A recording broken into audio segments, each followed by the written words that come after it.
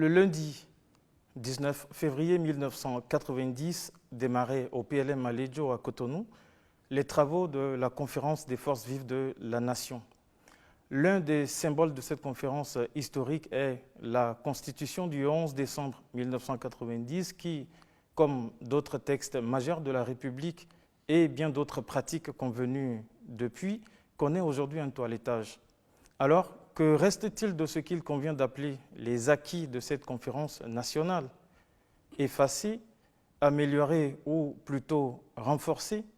En tout cas, 30 ans après, les Béninois se posent des questions. Au cours de cet entretien, le président de la République, Patrice Talon, répondra à ces questions. Monsieur le Président, merci de nous recevoir. Bonsoir. Et pour lui poser toutes ces questions, qui mieux que quelqu'un qui a vécu cette conférence de l'intérieur à l'époque en tant que journaliste, un reporter de l'ERTB, André-Marie Johnson, bonsoir. Bonsoir Gaston. Gaston Yamaro, vous êtes journaliste, vous êtes directeur de Déman Radio, qui est une radio communautaire qui émet et rayonne dans une grande partie de la région nord du Bénin et qu'on peut capter également sur Internet. Monsieur le Président, au cours de cet entretien, nous allons parler des libertés, aussi bien individuelles que collectives, du multipartisme, de la lutte contre l'impunité, mais évidemment, nous parlerons aussi des réformes institutionnelles et politiques. André-Marie Johnson, avant de vous laisser poser la première question au Président de la République, Monsieur le Président, vous n'étiez pas parmi les 493 délégués à cette conférence, mais comment l'avez-vous vécu en son temps en tant que citoyen béninois? C'est vrai, je n'avais pas eu le privilège d'être un acteur direct de cet événement majeur, historique pour ma génération. J'avais, je crois, 32 ans.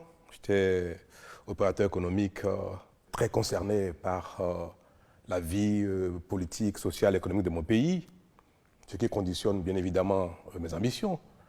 Mais je me rappelle très bien que j'étais rempli d'enthousiasme, euphorique même, en suivant en direct sur les ondes de la radio béninoise le déroulement de cette conférence et qui, pour moi, constitue le fait majeur, fondateur de la nation béninoise après notre indépendance. C'était un événement important pour nous, fondateur de tous les espoirs. Je peux vous dire, en ce moment, il n'y a pas eu un seul Béninois qui a été indifférent à la portée de l'événement.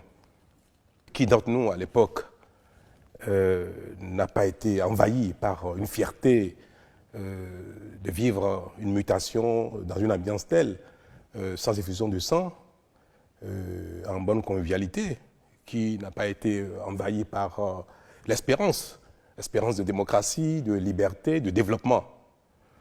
C'était pour nous le nouveau départ, la renaissance du Bénin, le point zéro. Monsieur le Président, nous allons enclencher avec le premier volet de notre entretien. Vous avez voulu que cela soit une causerie, eh bien ça sera une causerie. Monsieur le Président, vous avez annoncé pendant votre campagne en 2016 que le Bénin devait être réformé. Et vous avez d'ailleurs annoncé les grands axes sur lesquels vous feriez vos réformes. Une fois arrivé dans l'exercice du pouvoir, vous avez commencé vos réformes. Une des réformes, nous allons en parler, s'il s'agit des réformes sur les libertés individuelles et collectives. Et là, nous nous focalisons sur les lois qui ont été prises pour encadrer le droit de grève au Bénin. Alors, ça fait un tollé dans l'opinion. Certains n'ont pas hésité à dire que c'était un reniement, ni plus ni moins, des grands acquis de la conférence nationale. Qu'est-ce que vous répondez à ceux qui ont pensé cela? Vous savez, la conférence des forces vives de la nation béninoise a été, pour la plupart d'entre nous, la renaissance de notre espérance de développement dans un environnement de liberté, de démocratie. Et pour certains, cela devait suffire pour nous développer, pour nous épanouir. Comme je l'ai dit tantôt, en fait, c'était le point de départ, c'était le point zéro. On ne peut pas penser, espérer, comme certains de nos concitoyens, que la conférence nationale et les textes fondateurs de notre nouvelle dynamique suffiraient à eux seuls pour créer le développement, créer la richesse, créer les emplois.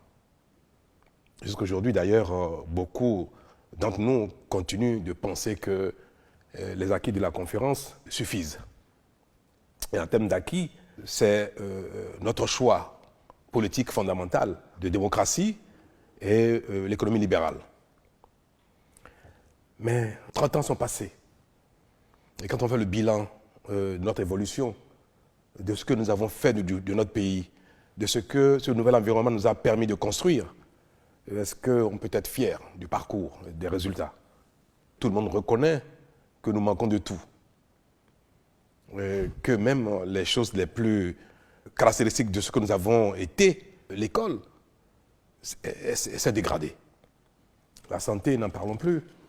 Les infrastructures minimum de confort de vie, l'eau, l'électricité, manquent à la plupart de nos concitoyens.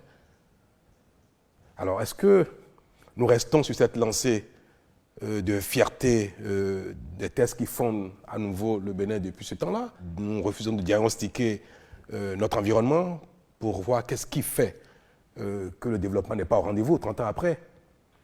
Le rôle des dirigeants, le rôle des gouvernants, de la cité, c'est bien celui-là, de faire le diagnostic et de procéder aux ajustements nécessaires, capables, susceptibles d'impulser enfin le développement. C'est ce que j'essaie de faire avec l'équipe actuelle, mon équipe, et cela peut être diversement apprécié. Est-ce qu'il n'était pas temps de réformer nos habitudes, de nous mettre au travail un peu plus sérieusement? Les réformes, ce n'est que ça. Je peux vous dire que pour nous développer, et d'ailleurs comme la plupart des communautés humaines, quelle que soit l'époque, quelle que soit la région, il n'est pas nécessaire d'avoir du pétrole, d'avoir du diamant, d'avoir du bois, d'avoir des richesses du sous-sol. Ce n'est pas nécessaire, ce n'est pas indispensable pour se développer. Toutes les communautés humaines, quelle que soit l'époque, ont su affronter les conditions de vie, les obstacles à leur développement, et avec leurs mains et leurs têtes, ils ont pu transformer leur environnement, apporter une réponse à leurs préoccupations, à leurs besoins, et se développer. Le pétrole en soi, brut, n'est pas une richesse. Il a fallu transformer pour faire de ce produit une richesse à la dimension que nous lui connaissons aujourd'hui. Or, ce qui caractérise cette capacité de l'homme à avancer, à transformer son environnement, c'est son sérieux, sa rigueur, son abnégation à faire ce qu'il convient de faire. Et cela seul peut suffire. D'ailleurs, pas peut suffire, cela seul suffit. Au Bénin, on peut noter que dans la plupart des secteurs de vie, nous avons manqué et nous manquons de sérieux, de rigueur, de détermination, de volonté. Si nous l'avions eu, nous serions développés, à coup sûr. Combien de nations ne nous ont pas donné l'exemple dans le monde? Ils sont développés parce qu'ils sont mis au travail. Combien d'entre nous, pris individuellement, issus de familles pauvres, dans un environnement défavorisé, ne sont pas parvenus au sommet de la hiérarchie sociale parce qu'ils ont été déterminés, laborieux, sérieux, volontaristes. Mais c'est la seule chose que j'ai demandé, que je prie chaque fois mes concitoyens de faire, ce en quoi je demande qu'il y ait une foi, une vraie adhésion, corriger nos tares, nos insuffisances, nous mettre au travail de manière plus sérieuse, plus laborieuse. Et c'est cela, les réformes, ce n'est pas plus que ça. Là, c'était sur les libertés collectives. Si nous venons sur le terrain des libertés individuelles, on peut faire référence à une publication d'Amnesty International en date du 20 janvier qui parle d'un climat de peur et de censure, d'ailleurs, en évoquant 17 activistes et journalistes en prison, à la lumière du Code du numérique, d'ailleurs. Est-ce qu'on peut dire que les libertés ont reculé, la liberté d'expression a reculé au Bénin? Je n'ai pas évoqué la notion de liberté spécifiquement en parlant de réformes. Je vous ai dit que les réformes, pour moi, constituent la solution à nos problèmes qui sont caractérisés par nos insuffisances.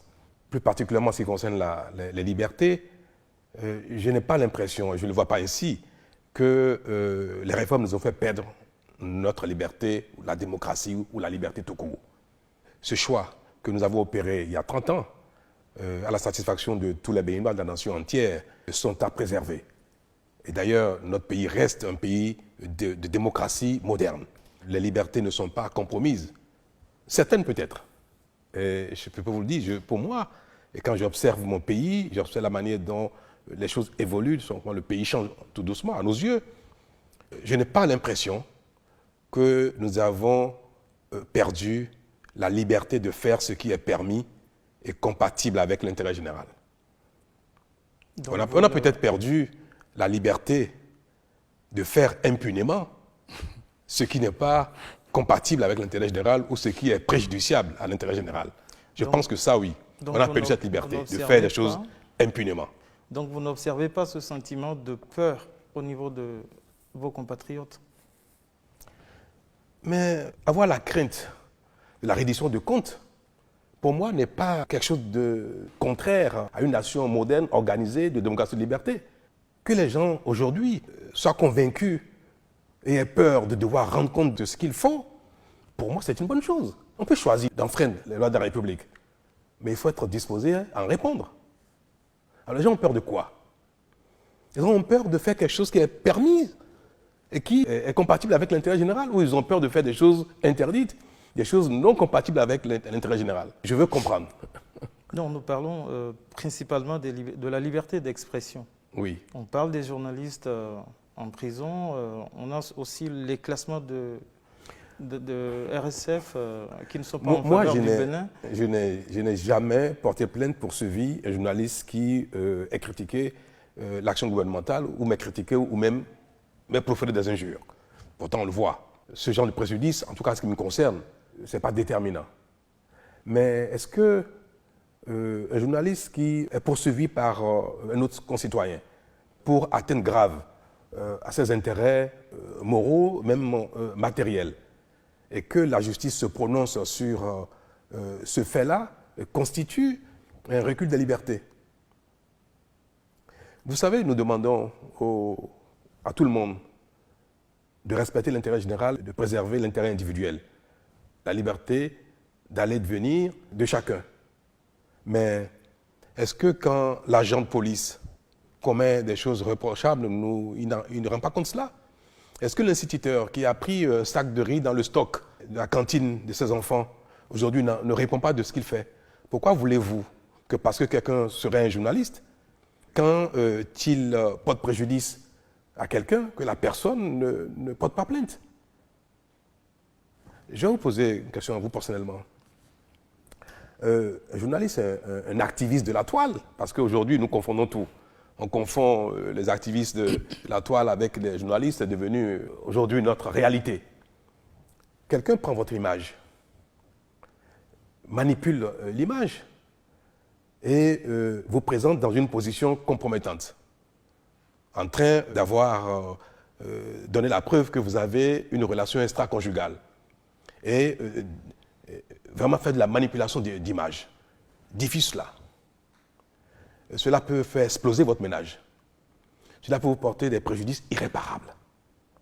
Est-ce que si vous portez plainte et que la justice sanctionne ce fait-là, est un recul de liberté de presse? On pourrait peut-être ne pas le dire, mais on fait peut-être un parallèle. Avant vous, il y avait le Code de l'information et de la communication, oui, qui dépénalisait le délit de presse. Oui. Aujourd'hui, on a l'impression que le Code du numérique a repris cette pénalisation autrement. Est-ce que vous n'avez pas l'impression que cette ambition que le monde entier, y compris le Bénin, que nous avons eue en disant la critique des médias, quels que soient ses travers, doivent être préservés? Et c'est pour cela que partout dans le monde, on a dit qu'il faut dépénaliser les délits de presse et qu'il n'y ait que des condamnations financières civiles. Mais aujourd'hui, nous sommes confrontés à la cohabitation de l'Internet qui a fait une irruption spectaculaire dans ce domaine, de sorte qu'on ne sait plus exactement qu'est-ce qui relève des médias, qu'est-ce qui relève de la presse professionnelle et qu'est-ce qui relève simplement de l'intox et de l'activisme. Donc nous sommes dans un environnement aujourd'hui qui remet tout en cause, qui exige que nous ayons une lecture plus sérieuse de cet environnement-là. Et je pense que dire qu'en aucun cas, nul ne devrait répondre pénalement de ces agissements, quand bien même porterait gravement préjudice à quelqu'un. Je viens de vous donner un exemple. Quelle peut être la réparation financière compatible avec les moyens de celui qui est concerné. Quand un journaliste commet un tel délit et qu'on le condamne à payer 1 million d'amende comme pour réparation, il ne peut pas les payer. Qu'est-ce qui va se passer? On l'a observé. Les gens n'ont rien à faire des condamnations financières. Et ce genre de situation, aujourd'hui, pour moi, ça je le dis, hein, mais je ne peux pas dire que c'est une vérité absolue, mais pour moi, il est important que chacun puisse répondre, les uns autant que les autres, de ce qu'ils font devant la loi. On l'aura compris, Monsieur le Président de la République, les Béninois peuvent compter sur vous pour défendre et renforcer notre démocratie. Absolument. Ah oui, j'y tiens. Alors, ceci nous amène au deuxième volet de notre entretien qui est consacré aux réformes sur le multipartisme, les réformes institutionnelles et politiques également. Je vais aborder immédiatement la question de la réforme du système partisan. Nous étions partis d'à peu près 300 formations politiques à 12 aujourd'hui. Une de vos réformes a permis d'arriver à ce résultat. Naturellement, ce n'est pas du goût de tout le monde. Il y a ceux qui applaudissent, mais ceux qui trouvent tout simplement que c'est un reniement de notre démocratie, que c'est un reniement, disons, de l'un des acquis fondamentaux de la conférence nationale. Parce que tout le monde avait applaudi à la fin de la conférence l'avènement du multipartisme intégral. Alors, partir de 300 et arriver à 12, pour certains, c'est tout simplement un scandale. Mais la réforme du système partisan n'a pas remis en cause le multipartisme intégral. Nous avons simplement dit que du fait que la Constitution est réservée aux partis politiques l'animation de la vie politique, la génération des gouvernants, puisque pour siéger en tant que député, il faut être présenté par un parti politique. Et l'Assemblée nationale est le lieu consacré majeur du débat politique. Nous avons dit aussi que pour être un élu local, communal, il faut être présenté par des partis politiques. C'est ce choix politique que nous avons fait, et consacré par la Constitution, depuis 30 ans, donne donc aux partis politiques le privilège, voire la responsabilité de produire les gouvernants et de diriger la cité. Le Bénin est un pays unique, du nord au sud, de l'est à l'ouest.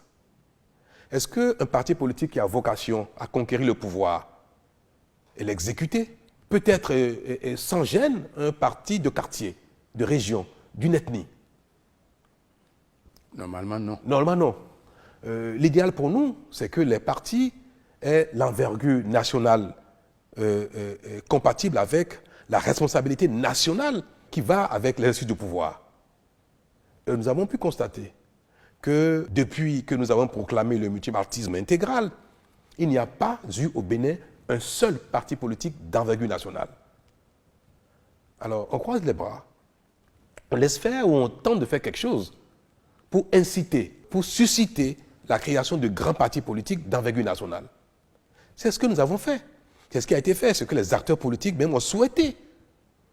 Et la réforme actuelle exige que les partis politiques qui ont la responsabilité, même un peu exclusive, d'animer la vie politique et de produire les dirigeants politiques, que les partis politiques doivent avoir une envergure nationale, doivent être représentés partout dans le pays et doivent être en mesure, tout au moins, de présenter des candidats à l'élection législative dans toutes les circonscriptions du Bénin.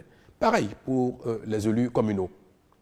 Ce sont ces règles souhaitées de tous qui conduisent à la fusion de plusieurs partis politiques et qui fait qu'aujourd'hui, nous avons 12 partis politiques. Ce n'est pas parce que nous avons décrété qu'il n'y aura que 12, 4 ou 5 ou 20 partis politiques. Nous avons dit simplement que pour exercer le pouvoir politique au Bénin, il faut avoir l'envergure nécessaire, compatible avec la responsabilité nationale. Et si les gens se sont regroupés, se sont fusionnés, et aujourd'hui nous avons 12 partis politiques, c'est à saluer, c'est formidable. Cette réforme était censée aussi régler la question de la transhumance politique. Mais ces derniers temps, on a remarqué ce jeu de chaises musicales entre le Bloc républicain et l'Union progressiste qui se réclament de votre majorité Qu'est-ce que vous en dites? La transhumance est un travers de notre système. Ça n'existe pas qu'au Bénin. Donc je voudrais quand même vous dire que ce comportement qui est regrettable, on peut dire que c'est le côté éthique moral de l'activité politique. Nous n'avons nulle part pris comme un élément majeur des réformes la transhumance politique, non. En fait, la transhumance politique n'est pas si, à mon sens, si préjudiciable et à la responsabilité politique des acteurs au sens de ce que je viens de décrire, avoir l'envergure nationale qu'il faut pour exercer le pouvoir et que quelqu'un ne se sente plus bien dans un parti politique et aille dans un autre, pourvu qu'il soit dans un parti politique d'envergure. Mais ce comportement qui parfois est lié à la recherche de positionnement et d'intérêt individuel, pour moi, est un travail moral des acteurs politiques. Ces choses-là, nous parviendrons à les corriger tout doucement, mais il n'est pas évident que ce soit par la loi que nous parvenions à corriger tous nos travers. Moi, je n'ai pas l'illusion que du jour au lendemain, nous parviendrons à faire de tous les Béninois des saints. Ce n'est pas qu'en politique qu'il y a des travers du genre. Donc, au fil du temps, nous allons parfaire notre modèle, nous allons corriger tous nos travers, mais on ne peut pas vouloir que la loi, instantanément, corrige tout. Et vous serez les premiers à dire que, voilà, nous avons voté une loi qui contraint les gens à rester quelque part où ils ne veulent plus rester. Vous savez, il faut que nos lois soient compatibles avec l'exigence de respect de la liberté individuelle quand cela ne montre pas directement que c'est préjudiciable à l'intérêt général. C'est un exemple que vous avez donné qui est une préoccupation, mais qui, pour moi, n'a jamais été un élément important, majeur des lois qui ont été votées pour réformer le système partisan. Ça viendra peut-être demain, peut-être quand ce sera votre tour. Monsieur le Président, sans vouloir personnaliser le débat, il y a tout de même un de nos enseignants du supérieur ici qui est professeur de sciences politiques et professeur de droit constitutionnel qui estime, s'agissant de la réduction des partis politiques, du nombre des partis politiques, que cette élimination devait se faire de façon tout à fait naturelle, qu'il n'était pas besoin de le faire au forceps. Mais pourquoi vous insistez sur votre première idée, élimination des partis politiques, réduction des partis politiques? Personne n'a réduit le nombre de partis politiques au Bénin. Personne n'a éliminé les partis politiques. Nous avons dit, avec la classe politique tout entière, que pour aller à la compétition législative, il faut présenter des candidats dans tout le Bénin. Pour exercer le pouvoir législatif, pour exister au Parlement, il faut avoir une représentativité minimum. Il faut peser au moins 10% de l'électorat national. Tout cela également, c'est pour parvenir à une cohésion dans l'exercice de pouvoir par les groupes politiques. Comment voulez-vous qu'un conglomérat d'une dizaine, vingtaine, trentaine de groupes politiques se mettent ensemble pour exercer le pouvoir de manière cohérente et efficace? Il faut aussi que les groupes politiques qui ont vocation à exercer le pouvoir, à le conquérir, à l'exercer, aient une taille minimum critique pour qu'il y ait une cohérence dans l'action de gouvernance. Donc, ce sont ces éléments-là qui ont incité les gens, les acteurs politiques, à se regrouper pour nous donner aujourd'hui qu'une douzaine de partis politiques. Donc, je ne vois pas ce qui a été trop forcé, c'est vrai, même si on peut dire que c'est des mesures un peu pour forcer un peu la main, on peut le dire. Mais oui. Parce que les mesures de compétition ont relevé le niveau d'exigence pour l'intérêt national. Mais ce qu'il faut voir, est-ce que ces exigences qui ont été fixées sont compatibles ou incompatibles avec la bonne gouvernance et le développement? Est-ce qu'elles sont superflues ou elles sont pertinentes, ces mesures-là? Que les partis doivent avoir une envergure nationale, avoir un minimum de représentativité pour conquérir, exercer le pouvoir politique au plan national. D'ailleurs, pour vous dire, quand ce qui est bien doit être obtenu par tous les moyens, est-ce que c'est critiquable? Ce qui est bien, ce qu'il faut faire, quand il faut mettre au monde un enfant et qu'il y a des difficultés, qu'est-ce qu'on fait? On y va quand même. Ce qui est bien, utile, nécessaire pour l'intérêt général, même pour l'intérêt individuel, même quand c'est pénible, même quand ça demande des efforts, ça demande des sacrifices, il faut le faire. Moi, c'est ma façon de comprendre mon action, mon rôle, ma mission. C'est que, par exemple, Même au moment où on parlait de 300 partis, près de 300 partis, en 2015 par exemple, aux législatives, sur les près de 300 partis, il n'y en avait qu'une vingtaine en alliance qui avaient pu aller aux élections. Est-ce qu'il n'y avait pas vraiment déjà cette loi de sélection naturelle qui existe? C'est plus que ça. Ce n'est pas une vingtaine, c'est plus que ça. La question que je vous pose, est-ce que... Là, les rôles sont inversés maintenant, Monsieur le Président. Nous avons dit en début de l'émission que c'est une causerie. C'est une causerie. D'accord. Est-ce que nous maintenons le modèle du débat? C'est une causerie, n'est-ce pas? Tout à fait. On échange des arguments, nos commentaires. Alors, moi, ma question est celle-ci, je veux la répéter. Est-ce qu'il est convenable qu'un parti politique qui a vocation à exercer le pouvoir, à conquérir d'exercer le pouvoir politique, soit d'une taille minimum, soit d'une représentativité minimum? Est-ce que ça a du sens? Est-ce que c'est favorable à la bonne gouvernance? C'est favorable à la cohésion de l'action gouvernementale quand ils vont conquérir le pouvoir? Est-ce que c'est pas gênant? Ça n'aura rien de mauvais que 10, 20, 30 groupes politiques se mettent ensemble pour gouverner. Vous savez, vous écoutez, vous suivez dans le monde, les pays dans lesquels nous avons de grosses coalitions qui exercent le pouvoir, c'est toujours très compliqué, très difficile. Personne ne souhaite que ce soit des coalitions hétéroclites qui gouvernent. C'est jamais bon.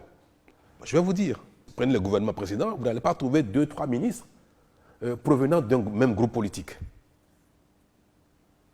Et on fait des remaniements ministériels tout le temps pour satisfaire la multitude de partis politiques en attente. Quand vous pouvez avoir une politique cohérente, d'une action efficace, quand chaque portefeuille doit changer de main tous les ans. Et ça, ce sont les conséquences de notre modèle existant. Qui vient d'être réformé de toutes les façons. Et je pense utilement.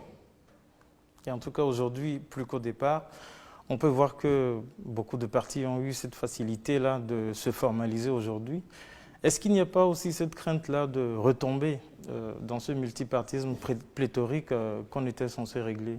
J'espère bien que non. Si il y a 30, 40 partis politiques qui sont d'envergure nationale, parce que nous sommes quand même 11 millions d'habitants, si tous les adultes s'inscrivent dans les partis politiques, on peut en avoir une centaine, c'est bien possible. Mais une chose est certaine, il ne peut pas y avoir plus de 10 partis politiques représentés au Parlement, à cause du seuil de représentativité exigé pour les partis politiques. Il faut recueillir au moins 10% des suffrages exprimés pour avoir droit au partage des sièges à l'Assemblée nationale. Ce qui veut dire qu'au maximum, c'est 10 partis politiques qui peuvent être représentés au Parlement. C'est déjà beaucoup, 10 partis politiques au Parlement. C'est beaucoup. Monsieur le Président, toujours au chapitre des réformes institutionnelles, cette fois-ci, après 2 tentatives infructueuses, on peut dire que le toilettage de la Constitution a finalement eu lieu à la 3e tentative et à la faveur du dialogue politique que vous avez instauré. Alors, au nombre des réformes obtenues sur ce chapitre, on peut citer l'intégration de la Cour des comptes dans notre Constitution. Il y a eu aussi qu'on a réformé un tout petit peu la Haute Cour de justice. Est-ce que vous considérez que ce sont là des avancées notoires? Si pour la Cour des comptes, le commun des Béninois était d'accord qu'il nous fallait une Cour des comptes, mais pour la Haute Cour, le toilettage, est-ce qu'on devait maintenir la Haute Cour? Il fallait Je ne pense pas que nous ayons pu tout faire. Vous avez dit c'est une 3e tentative de toilettage de la Constitution et il y en aura d'autres. Une Constitution n'est pas un texte inscrit dans le marbre qui ne peut changer, quelle que soit l'époque, quelles que soient les générations, quelles que soient les réalités. Je n'ai pas non plus l'illusion qu'en mon temps, nous serions capables de faire tout ce qu'il convient de faire. Un pays, c'est une dynamique et chacun fait sa part. C'est pour ça que je n'ai pas fait de l'échec de la révision de la Constitution que j'ai introduite la première fois, je n'en ai pas fait un problème majeur. Mais je veux seulement noter que ce qui vient d'être fait relève davantage de la volonté de la classe politique que de la mienne. Et je veux qu'on le dise parce que la plupart des éléments qui ont été retouchés dans la Constitution proviennent d'un consensus obtenue entre les acteurs politiques ayant siégé au dialogue politique. Cela, pour moi aussi, c'est une leçon. J'ai voulu, au début du mandat, aller à la réforme constitutionnelle parce que cela faisait partie de mon diagnostic et de mes propositions pour améliorer notre environnement et pouvoir nous développer sans frein. Mais c'était quelque chose qui provenait de ma vision et de celle de mon gouvernement. Cette fois-ci, que la vision est venue d'un ensemble plus large d'acteurs politiques, ça a prospéré. Donc, moi, je tire leçon de ce succès. Et à l'avenir, c'est ainsi qu'il faut voir les choses. Il faut trouver les voies et moyens d'avoir plus d'adhésion à une idée pour la faire prospérer et la faire aboutir. Et pour moi, c'est déjà pas mal. Le reste viendra. La Haute Cour de justice, les tests, l'organisation n'ont pas pu être toilettés pour la rendre plus efficace, de sorte que les dirigeants puissent répondre systématiquement de leurs faits, de leurs agissements, de la manière dont ils ont pu gérer les affaires publiques. C'était dans le premier projet de révision, nous avions voulu toucher à ce volet de la Constitution, au dialogue politique. Cet élément n'a pas été relevé comme indispensable, nécessaire pour la révision de la Constitution. Je ne suis pas revenu sur mes propositions de début, ce n'était pas mon ambition, ça viendra un jour. Nous allons aborder le volet consacré à la lutte contre l'impunité et la mauvaise gestion. C'est un sujet qui fâche, mais on va essayer de l'aborder avec beaucoup de tact. Le dernier rapport de Transparency International a classé le Bénin au 80e rang sur une liste de 180 pays pour l'indice de perception de la lutte, disons, sur la corruption. Et il faut dire qu'en 2016, quand vous arriviez aux affaires, le Bénin occupait la 95e place, puis le Bénin a progressé de 5 points à 5 points, et finalement, nous sommes allés à la 85e place en 2018, et voici que pour l'indice de 2019, le Bénin se retrouve à la 80e place. C'est-à-dire que même Transparency International a su apprécier la qualité du travail qui est fait au niveau du Bénin. Il y a une nette progression. Mais vous savez, ça c'est la perception vue de l'extérieur. Il y a maintenant ce que pensent les Béninois à l'intérieur. Pour un bon nombre de Béninois, cette lutte, qui devait être une lutte contre l'impunité, on vous reproche d'en faire une lutte pour régler des comptes à des personnes qui ne penseraient pas comme vous. Je l'ai entendu maintes fois. Ma réponse, elle est simple. D'abord, pour revenir sur l'appréciation internationale de la lutte contre l'impunité, nous avons progressé de quelques points, de quelques rangs. Nous sommes 80e sur combien 180. Mon ambition est d'être premier. Je voudrais que dans le monde entier, le Bénin soit cité comme le pays où la lutte contre l'impunité est la plus appréciable de tous les pays du monde. Je voudrais être premier. Je voudrais que le Bénin soit premier. Mais c'est une dynamique, ça ne peut pas se décréter et se conquérir du jour au lendemain. Nous faisons des petits pas dans ce domaine. Si à l'international ça se perçoit, à l'intérieur du pays également, je ne pense pas que le plus grand nombre ne voit pas que les choses changent, qu'il y a un petit changement qui est en cours. Alors, est-ce que la lutte est sélective? D'abord, je n'ai de compte avec la personne, je ne pense pas. Et ce n'est pas dans ma nature intrinsèque, personnelle. Puis politiquement, je n'ai pas aussi l'impression que aucun de ceux qui me sont proches, aucun de ceux qui ont été mes partisans les plus actifs, même pour mon arrivée dans la fonction, qu'aucun n'ait jamais été inquiété. Ce n'est pas vrai. Je ne vais pas citer de nom, mais vous savez très bien que des gens qui ont été très actifs, des gens qui ont œuvré à mon arrivée dans la fonction, que certains ont dû répondre de l'exact. Et d'ailleurs, c'est l'occasion pour moi de saluer leur courage. C'est des gens qui n'ont pas fui. Quand ils ont été interpellés, ils ont accepté d'aller devant la justice, répondre de l'exact, et certains ont dû faire amende honorable, exécuter des peines de prison pour répondre à cette exigence qu'ils ont prônée. Mais de manière générale, quels sont les hommes qui ont gouverné, qui ont exercé les fonctions, qui ont géré les ressources publiques et qui doivent répondre de l'exact? C'est davantage ceux qui l'ont fait avant notre arrivée qui sont concernés. Donc, qu'il y ait des audits sur l'action des gouvernants passés, cela s'interprète comme étant des audits sélectifs. Mais voulez-vous que nous laissions ce qui a été fait pour ne regarder que ce qui est en cours? Et d'ailleurs, techniquement, c'est compliqué. Ce qui est sûr, même si nous demandons à ceux qui ont exercé des fonctions d'intérêt public, ceux qui ont géré la chose publique, on leur demande de rendre compte et que cela est instauré, il est évident que quand nous partirons, quand je partirai, quand les ministres actuels partiront, ils devront à leur tour répondre de ce qu'ils auraient fait avec les prochains gouvernants. Dans tous les cas, il faut commencer un jour. Jusque-là, jamais personne ne répond de ces actes, notamment les dirigeants de la cité. Jamais. Alors, cette appréciation est subjective, mais je ne veux pas systématiquement dénier à mes compatriotes le bien fondé de leur jugement. Certains le disent de bonne foi. Certains, c'est peut-être juste parce qu'ils sont des opposants qui le disent. Mais je reconnais que mes compatriotes qui font des critiques à propos de l'action gouvernementale ne sont pas tous de mauvaise foi. Et ça, c'est pour l'amélioration de ce que je fais, de ce que nous faisons. Il est bien de faire attention aux critiques, mais de ne pas s'arrêter à cause des critiques. D'essayer d'améliorer, de faire mieux les choses. Et je peux vous dire que j'ai la volonté de faire attention à tout ce qui se fait en mon temps, de prévenir mes collaborateurs et de punir, de sanctionner systématiquement quand j'ai la conviction que quelque chose est fait en mon temps de pas bien, de contraire à l'intérêt général. Monsieur le Président, les Béninois veulent savoir quand même quelle est votre approche du développement, quelle est l'idéologie dont vous êtes le plus proche. On va vous faire 2 projections. Oui. D'abord, il y a une citation de l'abbé Pierre. L'abbé Pierre a dit que l'histoire des peuples est faite de longues disciplines et de soudaines indisciplines. Il arrive un moment où quelqu'un sort du lot et dit non.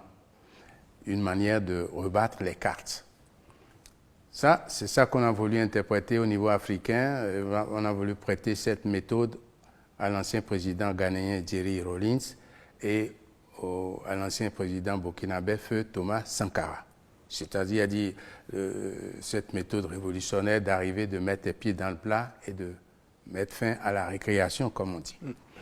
Il y a une autre conception qui veut que vous le veuillez ou non, on vous fera le développement, la dictature du développement, que votre prédécesseur a d'ailleurs promis aux Béninois. Alors, en regardant les 2 approches que nous venons de vous projeter, de quelle tendance vous êtes le plus proche en matière de développement? Moi, je n'ai pas d'idéologie. Vous êtes libéral. Je suis pragmatique. Je n'ai pas d'idéologie. Je note que mon pays a besoin de satisfaire ses besoins les plus essentiels. L'eau, l'électricité, les pistes rurales, la route, l'école, la santé. Tout nous manque. Je pense que quand on a des biens à partager, on peut avoir une idéologie. L'idéologie du partage. Comment? Qui fait quoi? Qui prend plus que qui fait quoi? Mais quand tout vous manque, quand vous n'avez rien, votre seule idéologie, c'est de tout faire pour qu'il y ait le minimum. C'est la chose du Bénin. C'est pour ça que je pense que, en réalité, à l'étape où nous sommes, il n'y a pas véritablement d'idéologie pour conduire l'action gouvernementale. Il faut parer au plus pressé, il faut satisfaire les besoins les plus indispensables au développement. Alors, est-ce que faire ce qui est bien, nécessaire, indispensable, par tous les moyens, est une dictature? Alors, pour utiliser l'expression la dictature du développement, le développement est indispensable au peuple, aux nations, aux individus. Le bien-être moral, physique, matériel est indispensable. C'est la quête de tout le monde. C'est ce à quoi tout le monde aspire. Trouver les moyens de satisfaire ces besoins-là, ou les satisfaire par tous les moyens, même si on peut ne pas être compris, mais qu'on est de bonne foi, et qu'en plus l'action porte ses fruits, est-ce que cela doit s'appeler dictature de développement? Moi, je ne sais pas. Le mot dictature me paraît trop fort, très péjoratif. pour qu'on l'utilise pour la satisfaction des besoins essentiels. Je pense qu'en toute chose, surtout en ce qui concerne les communautés humaines, leur évolution et leur vie, quelle que soit la période de l'époque, il faut qu'il y ait parfois des gens pour faire le diagnostic, le point de ce qui ne va pas et de ce qui se passe. C'est le rôle des gouvernants de faire le diagnostic et de proposer les solutions aux problèmes du jour, de l'heure. Est-ce que c'est mettre les pieds dans le plat ou bien c'est dire aux siens, mais ça suffit, on peut faire les choses autrement, on peut bien faire les choses, on peut résoudre nos problèmes par tel ou tel moyen. Si c'est cela, mettre les pieds dans le plat, moi je veux bien. Donc, je veux bien. On vous sent proche de cette théorie-là. C'est-à-dire, vous êtes... Mais pourquoi se contenter de ce qui ne va pas tout le temps parce que c'est nos habitudes? Il dit, c'est bon, nous sommes faits comme ça, nous agissons comme ça, c'est notre façon de vivre, même si cela est incompatible avec le bien-être de tous.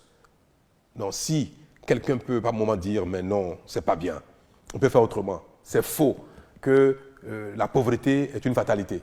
Parce qu'en ce qui nous concerne, que quelqu'un ne puisse jamais venir dire, non, la pauvreté n'est pas une fatalité, nous pouvons nous développer, ce serait malheureux.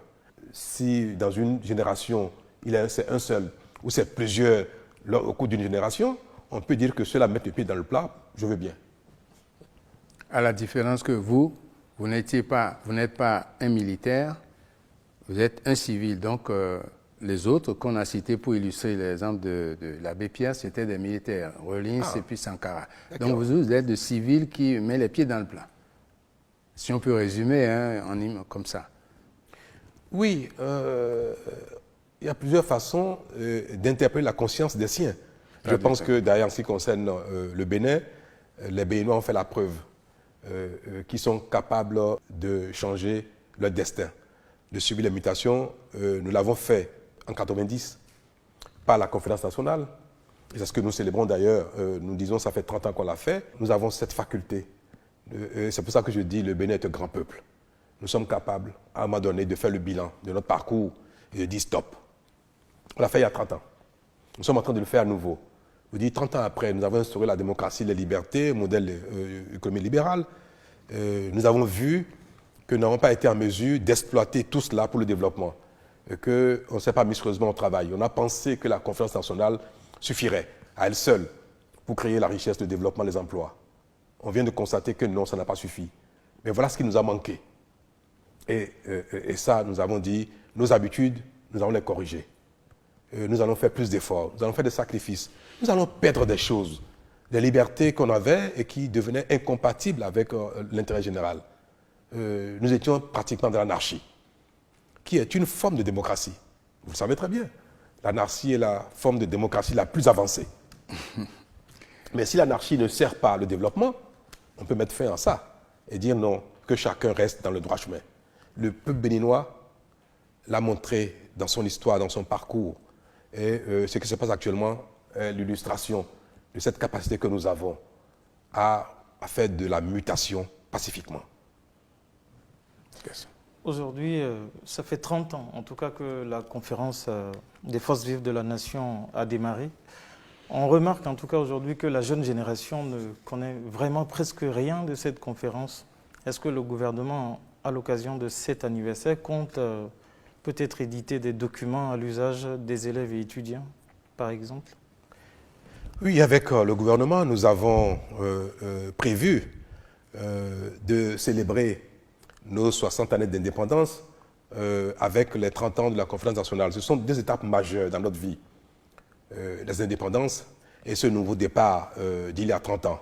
Puis, ce troisième événement, à nouveau un autre départ. Vous savez, les nations feront toujours de nouveaux départs en fonction des exigences du temps. Donc, nous allons avoir un vaste programme de célébration de ces valeurs du Bénin, l'indépendance, la conférence nationale, l'action qui est en cours. D'abord, pour rappeler aux uns aux autres le parcours qui a été le nôtre, celui de notre génération, parce que 60 ans, ce n'est pas si loin que ça. Je venais de naître, c'est vrai, il n'y a pas longtemps.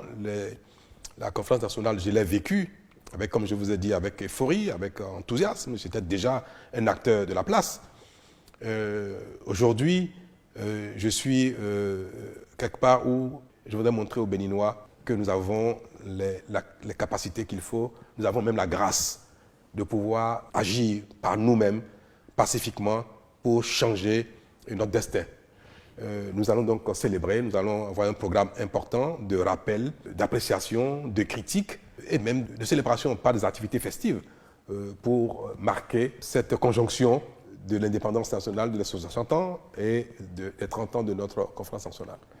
Monsieur le Président de la République, nous, les Béninois, nous en voudrons si nous ne portons pas à votre attention une question qui revient comme une rengaine dans tous les débats que nous avons suivis depuis le début de ce mois de février et à propos de la conférence nationale. Unanimement, les Béninois veulent que quelque chose reste sur les lieux où se sont déroulés les travaux de cette conférence. Quand on regarde le bâtiment aujourd'hui, le bâtiment qui a abrité les travaux de la conférence nationale, on est un peu écœuré et on se demande, mais où allons-nous, où sommes-nous et où allons-nous, qu'est-ce que nous faisons de ce patrimoine-là? Alors, est-ce que pour la célébration des 30 ans, vous avez une annonce à faire aux Béninois sur le devenir de cette salle de conférence, ce lieu mythique de notre démocratie? La salle de conférence de l'hôtel PLM Alédio a été le cadre où s'est tenue cette conférence. Et cela, pour ceux qui l'ont vécu, constitue un endroit mythique. Mais le mythe réel et le patrimoine qu'il faut préserver, c'est le contenu de ce qui s'est passé dans cette conférence nationale. Et d'ailleurs, quand nous évoquons la conférence, nous ne voyons pas la place où les débats ont eu lieu, véritablement. Je dois vous dire que le symbole que constituerait la salle de conférence de l'hôtel PLM Alédio ne me paraît pas être vu par tous les Béninois comme véritablement le symbole de cette mutation. Notre constitution, les textes qui sont issus de la conférence nationale constituent pour moi le symbole le plus fort, le souvenir le plus fort de ce que nous avons fait en 90. Le PLM Alédio, malheureusement, est tombé en ruine. Nous n'avons pas su faire les investissements qu'il faut pour l'entretenir. Mais nous venons de faire un investissement important à Akpakpa, dans la zone, en faisant les aménagements de protection de notre côte, de sorte à faire également de ce lieu un espace balnéaire. Nous avons près de 30 hectares d'eau maîtrisée qui constitue pratiquement un lac marin. C'est un patrimoine économique touristique important. L'idéal serait que cette zone, avec l'esprit de la conférence nationale, devienne pour nous un facteur de création de richesse, d'emploi, de développement. Si ce lieu, le PLM Alédio, peut être le symbole de notre développement touristique, avec un complexe hôtelier extraordinaire, qui va drainer des centaines, des milliers de personnes tous les ans, créer de l'emploi, créer de la richesse, nous rendrons davantage service à notre nation que de garder quelque chose en ruine. Ma volonté, mon souhait, c'est que le PLM Alédio et le lac marin qui le juste constituent un complexe balnéaire de développement touristique. Donc d'une manière ou d'une autre, ça va être réhabilité. Tout à fait. Absolument. Mais je ne pense pas qu'il serait pertinent de vouloir garder les lieux tels quels, en symbole de ce que la conférence nationale a été. L'idéal serait que ce lieu soit également porteur de ce qu'a été la conférence. Parce que c'était pour notre développement que nous avons fait cette conférence, c'était l'espoir de développement. Alors ce lieu sera effectivement pour demain la preuve que le développement qui a été évoqué à l'occasion de la conférence peut être une réalité au Bénin. Est-ce que le nom restera au moins PLM? Entre le mot PLM, le nom Alédio ou le tout, demain quel nom il faut donner, mais moi, si c'est pour mon expérience personnelle, mon émotion personnelle, je voudrais bien que tout ce qui se fera sur ces lieux immortalise le nom PLM Alédio. Je voudrais bien. Merci, Monsieur le Président, de nous avoir accordé cet entretien, puisque nous sommes à la fin de cet entretien qui a été consacré aux réformes du gouvernement en lien avec les acquis de la conférence des forces vives de la nation 30 ans après. Merci. Nous retenons en tout cas que vous maintenez le cap des réformes et que d'ailleurs certaines de ces réformes commencent à produire des résultats. Il reste à souhaiter qu'elles soient désormais davantage bien perçues et surtout moins douloureuses pour les concitoyens. C'est ma prière, c'est mon souhait. Et je pense que les réformes sont, c'est vrai, dans la mise en œuvre difficile pour les uns et les autres, parfois un peu pénibles, parfois exigent des sacrifices. Et c'est pour cela que je voudrais à nouveau inviter mes concitoyens, les uns et les autres, à croire à notre destin commun, à croire à notre capacité de mutation, à vaincre nos démons, à corriger nos travers pour enfin trouver le développement. Il n'y a pas à être pessimiste parce qu'on peut dire depuis 30 ans, après la conférence, nous n'avons pas fait grand-chose. Est-ce que les 30 années à venir, nous serons capables de faire mieux? On peut observer que des choses qui paraissaient inimaginables sont en cours et que c'est ça l'histoire des nations. Parfois, les choses peuvent mettre du temps à se faire, puis il peut y avoir aussi une accélération dans le développement. Nous l'observons, c'est ma volonté, nous y travaillons et chacun de nos concitoyens, les uns et les autres, contribue à cela. C'est fort appréciable et c'est ainsi que nous allons davantage donner du sens à notre idéal exprimé, matérialisé, consigné à l'occasion de la Conférence nationale des forces vives de la nation il y a 30 ans. Nous allons jouer notre partition pour donner à la Conférence nationale un contenu concret. Merci, Monsieur le Président. Merci.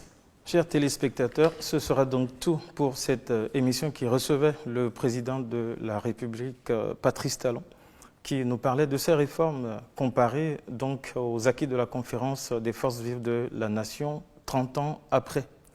Merci de nous avoir suivis et à très bientôt.